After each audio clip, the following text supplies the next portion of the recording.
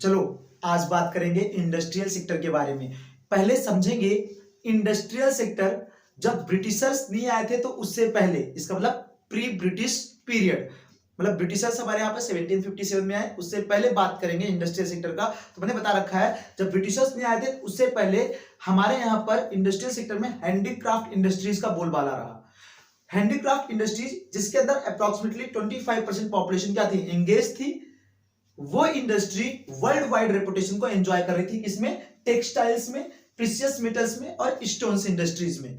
कुछ इंडस्ट्रीज ने क्या कर रखा था, पूरे विश्व के अंदर अच्छा खासा नाम बना रखा था। क्यों? क्योंकि हमारे यहाँ के जो क्राफ्टमैन थे वो बहुत ही ज्यादा अच्छे क्वालिटी के थे और हम जो रॉ मटेरियल यूज करते थे वो बहुत ही ज्यादा फाइन क्वालिटी के हुआ करते थे, क्योंकि हमारे यहाँ पर रॉ मटेरियल्स जो थे वो नेचुरली बहुत अच्छी मात्रा में क्या होते थे, पैदा होते थे, बहुत अच्छी गुणवत्ता के पैदा होते थे, बहुत अच्छी क्वालिटी के पैदा होते थे। और इसी कारण से हम क्या कर रहे थे, हैंडीक्राफ्ट इंडस्ट्रीज के अंदर वर्ल्ड वाइड रेपुटेशन को एंजॉय कर रहे थे। लेकिन हमारे यहाँ के रिसोर्सेज को यूज करने के लिए, हमारे यहां से रॉ मटेरियल्स को यूज करने के लिए ब्रिटिशर्स जो एड़ी चोटी का जोड़ लगा पाए वो लगाया उन्होंने, और उन्होंने धीरे धीरे करके हमारे यहां के इन इंडस्ट्रियल सेक्टर्स को या इस इंडस्ट्रियल बेस को क्या कर दिया, तबाह कर दिया, बर्बाद कर दिया। तो चलो समझते हैं विस्तार रूप से ऐसे कौन कौन से कारण रहे जिनके कारण से उनको ये चीज हमारी रास नहीं आई, मतलब कि हमारा इंडस्ट्रियल बेस उन्हें रास नहीं आया और वो यहां पर भी आकर के अपना माथा फोड़ गए। चलो शुरू करते हैं।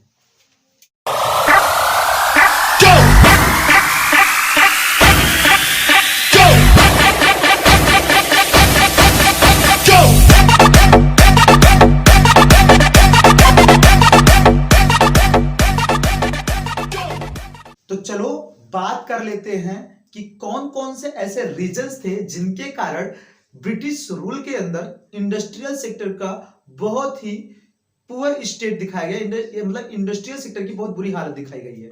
तो चलो हम उन सभी पॉइंट्स के बारे में एक एक करके बात करते हैं, चर्चा करते हैं। देखो सबसे पहले बताया गया deindustrialization, decline of handicraft industries. मैंने तुम्हें पहली वीडियो में बताया था कि जो हमारे इंडिया की हैंडीक्राफ्ट इंडस्ट्रीज थी वो वर्ल्ड वाइड रेपुटेशन को एंजॉय कर रही थी।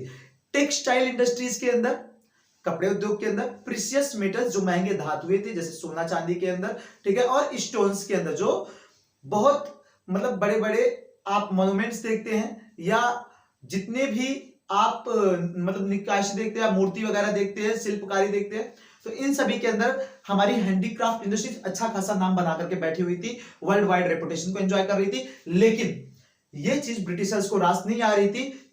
वो यहां से अपने फायदे के लिए हमारे इंडस्ट्रीज का धीरे धीरे करके, हैंडीक्राफ्ट इंडस्ट्रीज का एक सिस्टमैटिक मैनर से क्या करने लगे, वो डिक्लिनेशन करने लगे, मतलब पतन करने लगे, हमारे इंडस्ट्रीज को बर्बाद करने लगे, तबाह करने लगे एक सिस्टमैटिक मैनर से।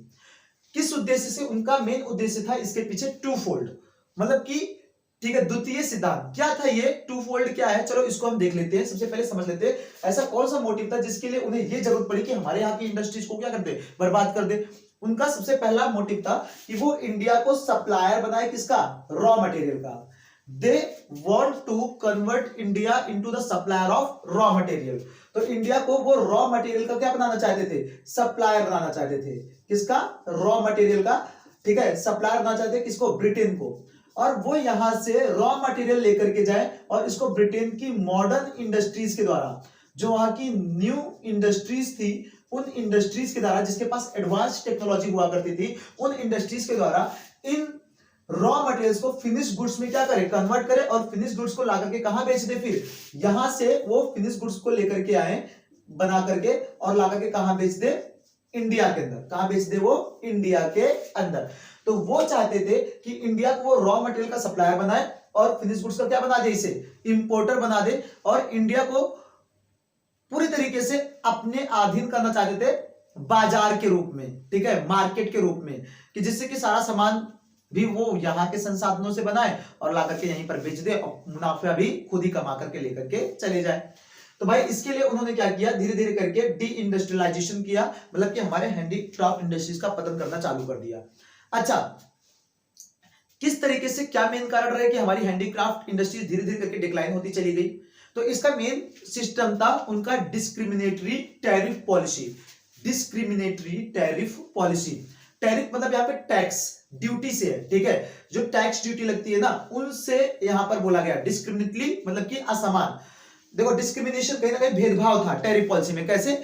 वो क्या करते थे, वो इंडिया से जितने भी रॉ मटेरियल ब्रिटेन लेकर के जाएंगे, ठीक है, उनके ऊपर कोई भी टैक्स नहीं होगा, ठीक है, इनके ऊपर से टैक्स क्या कर दिया गया, एबॉलिश कर दिया गया, हटा दिया गया। और जो भी फिनिश गुड्स वो बेटा ब्रिटेन से लेकर के इंडिया के अंदर आएंगे, उनके ऊपर भी टैक्स क्या कर दिया गया, हटा दिया गया, ठीक है। अच्छा, यहां से सामान लेकर के जाएंगे, मतलब कच्चे माल लेकर के जाएंगे तभी टैक्स नहीं लगेगा, वहां से लेकर के आएंगे फिनिश गुड्स बना करके तभी टैक्स नहीं लगेगा। मतलब यहां से सस्ते दाम में तो रॉ मटेरियल चले गए ब्रिटेन, फिर ब्रिटेन की मॉडर्न इंडस्ट्रीज से अच्छा खासा प्रोडक्शन किया, ठीक है, और ला करके कहां बेच दिए, इंडिया के अंदर सस्ते दाम में, क्योंकि इस पे भी कोई टैक्स नहीं लग रहा है। और यदि इंडिया किसी और देश के अंदर यदि कोई अपना सामान बेचना चाहेगी, जैसे सीलोन मतलब श्रीलंका वगैरह है, ठीक है, आज की डेट में इसे श्रीलंका कहा जाता है, पहले सीलोन कहा जाता था। ईरान, ठीक है, जिसे हम आज की डेट में तो ईरान कहते हैं, लेकिन पहले पर्सिया कहते थे। क्या कहते थे? पर्सिया, ठीक है। तो सीलोन है, ईरान है, अगर हम यहां पर कहीं पे, या चाइना है, अगर हम यहां पे कहीं पे अपना सामान क्या करना चाहते थे, बेचना चाहते थे, तो इन पे क्या कर दिया, हैवी ड्यूटी लगा दी। क्या लगा दी? Heavy duty. हैवी ड्यूटी का मतलब क्या है, भारी टैक्स लगा दिया, ठीक है। मतलब कि अगर हम ब्रिटेन को छोड़ करके कहीं पे भी अपना क्या करेंगे, माल सप्लाई करेंगे, अपना सामान बना करके बेचेंगे, एक्सपोर्ट करेंगे, तो उस पे क्या होगा, हैवी ड्यूटी होगा, मतलब कि हाई टैक्स लगेगा, और सामान दूसरे देश के बाजार में क्या हो जाएगा, महंगा हो जाएगा। अब एक बात बताओ, महंगे सामान को कोई खरीदता है क्या? महंगे सामान को तो कोई नहीं खरीदता है, तो उसकी डिमांड ऑटोमेटिकली वहां क्या होती गई, कम होती गई। और जो उसकी डिमांड बाहर के देशों में, इंडियन प्रोडक्ट्स की डिमांड बाहर के देशों में क्या होती गई, कम होती गई, यहां से डिमांड खत्म हो गया। और जो ब्रिटेन के फिनिश गुड्स थे वो मार्केट, इंडियन मार्केट के अंदर क्या थे, सस्ते दाम में अवेलेबल थे, क्योंकि ये मशीन मेड प्रोडक्ट्स होते थे।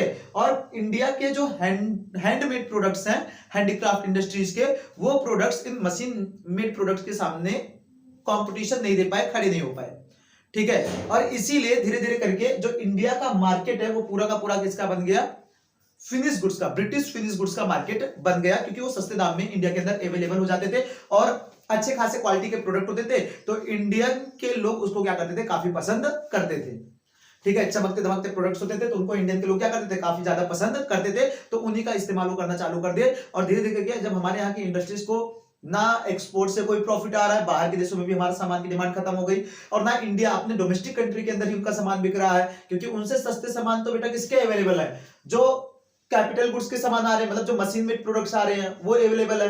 तो ना तो वो बाहर सामान बिक रहे हैं अपने देश के, और ना ही अपने ही देश के अंदर इंडियन प्रोडक्ट्स बिक रहे हैं, डोमेस्टिक प्रोडक्ट्स बिक रहे हैं। तो धीरे धीरे करके हमारी कंपनीज को क्या आने लगा, लॉस आने लगा, और धीरे धीरे जब उन्हें लॉस आने लगा तो वो क्या होने लगी, अपनी कंपनी को शट डाउन करने लगी। तो इसे कहा जाता है डी इंडस्ट्रियलाइजेशन, कि इस तरीके से सिस्टमैटिक मैनर में टू फोल्ड पॉलिसी के लिए, कि वो यहां से कच्चे माल को क्या कर सके, लेके जा सके, और वहां से इसको मॉडर्न इंडस्ट्रीज के द्वारा क्या कर सके, कन्वर्ट कर सके फिनिश गुड्स में, और लाकर के कहां बेच सके, इंडिया के अंदर बेच सके। इसके लिए उन्होंने क्या किया, सिस्टमैटिक मैनर में धीरे धीरे करके अपनी डिस्क्रिमिनेटरी टैरिफ पॉलिसी से हमारे इंडस्ट्रीज का क्या कर दिया, डिक्लिनेशन कर दिया, हैंडीक्राफ्ट इंडस्ट्रीज का। इस तरीके से हमारे हैंडीक्राफ्ट इंडस्ट्रीज का क्या हो गया, पतन हो गया, ठीक है। मतलब लगभग कंपनियां क्या हो गई, बंद हो गई, लॉस में जाने की वजह से। Adverse effect of decline of handicraft industries. अब भाई एक देश के अंदर जहां पे 25% जनसंख्या क्या है, कहीं ना कहीं 25% पॉपुलेशन किसके ऊपर डिपेंड थी, इस सेक्टर के ऊपर डिपेंड थी। किस सेक्टर के ऊपर, हैंडीक्राफ्ट इंडस्ट्रीज के ऊपर, ठीक है, यहां डिपेंड थी। तो वो सेक्टर तो अनएम्प्लॉयड हो गई ना, अगर ये सेक्टर डिक्लाइन हो गया, बंद हो गया, तो वो तो पूरी पॉपुलेशन क्या हो गई, अनएम्प्लॉयड हो गई। इसीलिए बोला गया है हाई लेवल ऑफ अनएम्प्लॉयमेंट। तो इसका जो उल्टा प्रभाव पड़ा, एडवर्स इफेक्ट पड़ा, वो ये पड़ा कि इंडिया के अंदर उस वक्त ना हाई लेवल की अनएम्प्लॉयमेंट आ गई, बेरोजगारी आ गई, लोगों के पास अब जॉब नहीं था। और इसका मेन इंपैक्ट पड़ा एग्रीकल्चर सेक्टर के ऊपर, क्योंकि ये लोग अपनी लिवलीहुड के लिए अब कहीं ना कहीं तो काम करेंगे, तो कहां शिफ्ट होते गए, धीरे धीरे करके एग्रीकल्चर सेक्टर के ऊपर। और एग्रीकल्चर सेक्टर के अंदर क्या हो गया, एग्रीकल्चर सेक्टर के अंदर डिसगस्ड अनएम्प्लॉयमेंट क्रिएट हो गया। क्या क्रिएट हो गया, डिसगस्ड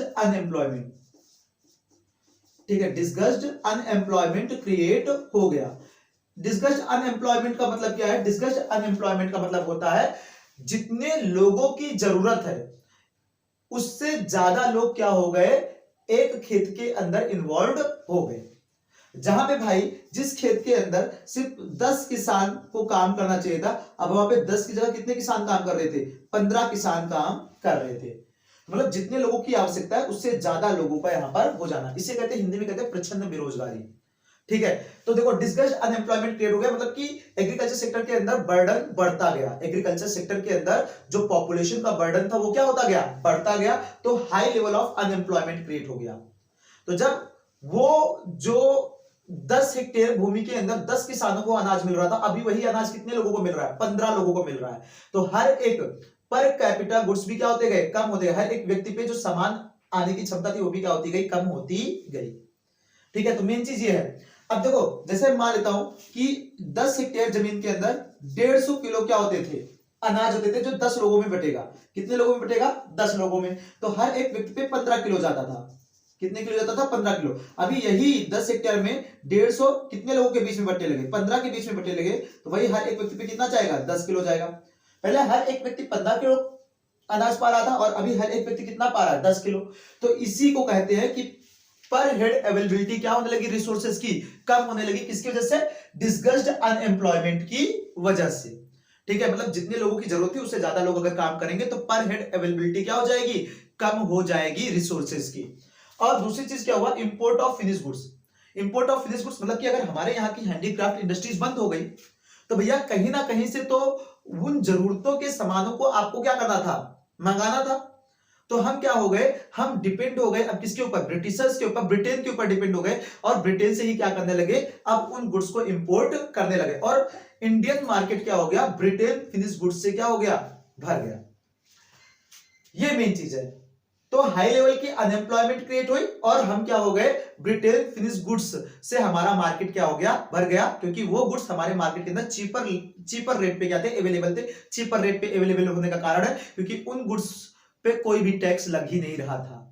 ठीक है, तो वो हमारे देश के अंदर क्या हो गए? सस्ते दाम पे अवेलेबल हो गए। और सस्ते दाम पे अवेलेबल हो गए तो हमारे इंडियन मतलब जो पीपल थे उस वक्त, वो भी उसे ही क्या करने लगे? पसंद करने लगे। क्योंकि भाई पैसों की भी बहुत ज्यादा क्या थी? हमारे यहां पर तंगी थी। Lack of capital goods industries. अच्छा, उस वक्त कहा जाता है कि हमारे यहां पर ना कैपिटल गुड्स इंडस्ट्रीज। अच्छा, कैपिटल गुड्स इंडस्ट्रीज क्या होती हैं? कैपिटल गुड्स इंडस्ट्रीज वो इंडस्ट्रीज होती हैं जो मशीनरीज प्रोड्यूस करती हैं। ठीक है, इक्विपमेंट्स प्रोड्यूस करती हैं जिनका इस्तेमाल फर्दर प्रोडक्शन के लिए किया जाता है। किसके लिए किया जाता है? फर्दर प्रोडक्शन के लिए कैपिटल गुड्स प्रोड्यूस करें। मशीनरीज हैं, टूल्स हैं, इक्विपमेंट्स हैं जिनका इस्तेमाल हम क्या करते हैं? फर्दर प्रोडक्शन के लिए करते हैं। जैसे अगर ये मार्कर बनाना है तो इस मार्कर को बनाने के लिए कोई ना कोई मशीनरी आपको क्या करनी पड़ेगी? यूज करनी पड़ेगी। और वो मशीनरी भी तो किसी कंपनी के अंदर बनी होगी। तो ऐसी कोई कंपनी नहीं थी हमारे यहां पर उस वक्त जो क्या करे? ऐसे मशीन्स बनाए। और इसकी वजह से क्या हो गया? इसकी वजह से कोई भी नया इंडस्ट्रियल बेस हमारे यहां पर सेटअप नहीं हो पाया। क्योंकि ऐसी कोई मतलब कि कंपनी होती है हमारे यहाँ पे जो न्यू टेक्नोलॉजी को या एडवांस टेक्नोलॉजी को प्रमोट करती, तो हमारे यहाँ पर धीरे धीरे करके फिर से इंडस्ट्रियल बेस डेवलप हो जाता। लेकिन ऐसा कोई भी इंडस्ट्रीज हमारे यहाँ पर नहीं थी जो कैपिटल गुड्स को उस वक्त क्या करे? प्रोड्यूस करे। कोई भी नहीं थी। और ना ही ब्रिटिशर्स ने यहां पर कोई ऐसा इंडस्ट्रियल बेस डाला जो कैपिटल गुड्स को क्या करे? यहां पर प्रोड्यूस करे। क्योंकि वो तो सिंपली यही चाहते थे ना कि हम क्या कर रहे हैं? ऐसे एडवांस टेक्नोलॉजी के लिए और ऐसे हैवी इक्विपमेंट्स के लिए हम क्या रहे? ब्रिटेन पे ही डिपेंड रहे। अरे भैया, किसी चीज के लिए निर्भर रहोगे तभी तो आप उससे क्या करोगे? डिमांड करोगे, तभी तो आप उसकी बात मानोगे। वो तो चाहते थे कि हम उनके गुलाम रहे और हमारा देश क्या रहे? ऐसे हैवी इक्विपमेंट्स के लिए, ठीक है, ऐसी एडवांस मशीनरीज के लिए क्या रहे? ब्रिटेन पे ही निर्भर रहे। ब्रिटेन पे ही, ठीक है, मतलब कि निर्भर रहे। तो हमारे यहां पे कोई भी कैपिटल गुड्स इंडस्ट्रीज नहीं थी। लो कंट्रीब्यूशन टू जीडीपी, मतलब gross domestic product. Gross domestic product, gross domestic product क्या है? कि एक देश के अंदर उसके घरेलू सीमा में एक वर्ष में कितने रुपए के वस्तुओं और सेवाओं का उत्पादन किया जाता है। ठीक है, एक देश के अंदर, ठीक है, एक वर्ष में, एक साल में कितने रुपए के वस्तुओं और सेवाओं का उत्पादन किया जाता है। एक बार बताओ कितने रुपए का वस्तुओं और सेवाओं का उत्पादन किया जाता है। ठीक है, इसके अंदर अगर मैं बात करूं इंडस्ट्रियल मतलब सेक्टर की, तो इंडस्ट्रियल सेक्टर उस वक्त तो धीरे धीरे क्या करके हो रही थी, डिक्लाइन हो रही थी। मतलब कि जो हैंडीक्राफ्ट इंडस्ट्रीज थी वो धीरे धीरे करके क्या हो रही थी, बंद हो रही थी। और लगभग कंपनीज क्या हो चुकी थी, बंद हो चुकी थी, क्योंकि उनको लगातार क्या आ चुका था, लॉस आ चुका था। जब लगभग कंपनीज वहां पर बंदी हो चुकी थी और कोई भी नई कंपनीज खुलने के कोई चांसेस थे नहीं, क्योंकि ब्रिटेन तो खोलना ही नहीं चाहता था और हमारे यहाँ पर इतनी कैपिटल इन्वेस्टमेंट नहीं थी कि हम खोल सके, और ना ही हमारे यहाँ पे मशीनरीज थी, एडवांस टेक्नोलॉजी थी। तो हमारे यहाँ पे ना कोई नया इंडस्ट्रियल बेस खुला, और जो था भी वो भी क्या हो गया, धीरे धीरे करके डिक्लाइन हो गया, बंद हो गया। तो वहां से जब कोई प्रोडक्शन आ ही नहीं रहा है तो जीडीपी में कोई योगदान हो रहा होगा क्या, तो जीडीपी में कोई भी योगदान नहीं हो रहा था, इसीलिए बोला गया लो कंट्रीब्यूशन टू जीडीपी, कि जीडीपी में कोई योगदान उस वक्त नहीं हो रहा था। ठीक है, और बहुत ही मतलब कि स्मॉल कंट्रीब्यूशन था हमारे यहाँ के इंडस्ट्रियल सेक्टर का उस वक्त जीडीपी के अंदर। ठीक है, मतलब कि हम बहुत ही लो मतलब कि ना के बराबर, ऐसा समझ लो कि हम जीडीपी में इंडस्ट्रियल सेक्टर हमारा योगदान दे ही नहीं पा रहा था। Limited role of public sector, और कहीं ना इंडस्ट्रियल सेक्टर के ना डेवलप होने के कारण एक और भी है, यह है कि पब्लिक सेक्टर का लिमिटेड रोल। पब्लिक सेक्टर उस वक्त ना कुछ ही सेक्टर्स में क्या करती थी, काम करती थी, जैसे रेलवे के अंदर पब्लिक सेक्टर काम करती थी, डिफेंस है उसके अंदर काम करती थी, ठीक है, पोर्ट्स है उसके अंदर काम करती थी। ठीक है, और मतलब कि ऐसे कुछ ही, ठीक है, इंडस्ट्रीज थी जिसके अंदर क्या करती थी, पब्लिक सेक्टर काम करती थी। अदरवाइज पब्लिक सेक्टर का रोल क्या था, रेस्ट्रिक्टिव था। ठीक है, जो हमारे यहाँ की गवर्नमेंट सेक्टर थी वो कुछ ही सेक्टर के अंदर रेस्ट्रिक्टिव थी, वो हर एक सेक्टर के अंदर अपना व्यापार नहीं कर पा रही थी, क्योंकि पॉलिसी किसकी चल रही थी, ब्रिटेन की, कंट्रोल किसका था, ब्रिटेन का। तो उन्होंने हमारे यहाँ के पब्लिक सेक्टर को कुछ ही सेक्टर्स के अंदर क्या कर रखा था, रिजर्व कर रखा था। ठीक है, और उसी के अंदर उनको काम करने का अधिकार था, अनुमति थी, और वो इसके अलावा और किसी सेक्टर के अंदर काम नहीं कर सकते थे कि किसी दूसरे सेक्टर के अंदर वो कैपिटल इन्वेस्टमेंट करे, बड़ा इन्वेस्टमेंट करे, जिसके कारण से यहाँ पे कोई भी इंडस्ट्रियल बेस सेटअप हो या यहाँ पे कोई इंडस्ट्रीज लगे, यहाँ पे एम्प्लॉयमेंट आए। तो ये सभी क्या थे, रीजंस थे, ये सभी कारण थे। और मेन कारण इसके पीछे यही समझ में आता है कि वो कहीं ना कहीं इंडिया को रॉ मटेरियल का सप्लायर बनाना चाहते थे, और इंडियन मार्केट को ब्रिटिश फिनिश गुड्स का क्या बनाना चाहते थे, इंपोर्टर बनाना चाहते थे। ठीक है, और इसी, ठीक है, रॉ मटेरियल का एक्सपोर्टर और ब्रिटिश फिनिश गुड्स का इंपोर्टर, इसी को कहते हैं टू फोल्ड सिस्टम। और इसी चीज के लिए उन्होंने क्या किया, हमारे यहाँ के हैंडीक्राफ्ट इंडस्ट्रीज का एक सिस्टमैटिक मैनर में डिक्लिनेशन किया। ठीक है, मतलब कि हमारे यहाँ के हैंडीक्राफ्ट इंडस्ट्रीज को धीरे धीरे करके क्या कर दिया, पतन कर दिया। और इसका मेन बेनिफिट किसको पहुंचा, ब्रिटिश गवर्नमेंट को पहुंचा। उन्होंने जब हमारे यहाँ की हैंडीक्राफ्ट इंडस्ट्रीज क्या हो गई, बंद हो गई, तबाह हो गई, बर्बाद हो गई। ठीक है, तो यहाँ के जितने भी रॉ मटेरियल्स थे वो कहां लेकर के चले जाते थे, वो ब्रिटेन, और वहां से उसको कन्वर्ट करते थे किसमें, ब्रिटिश फिनिश गुड्स में, और लाकर के कहां बेच देते थे, इंडिया के अंदर। वो चाहते तो ऐसी इंडस्ट्रियल बेस इंडिया के अंदर ला करके लगा देते, लेकिन इंडिया के अंदर लगा के क्यों लगाते, अगर इंडिया के अंदर लगा देते तो यहाँ पे रोजगार आ जाता, एम्प्लॉयमेंट आ जाता, और यहाँ पे यदि एम्प्लॉयमेंट आ जाता तो हमारे लिविंग स्टैंडर्ड में क्या आने लगता, सुधार आने लगता। लेकिन ऐसा उन्होंने नहीं किया था उस वक्त, लेट फेज में किया।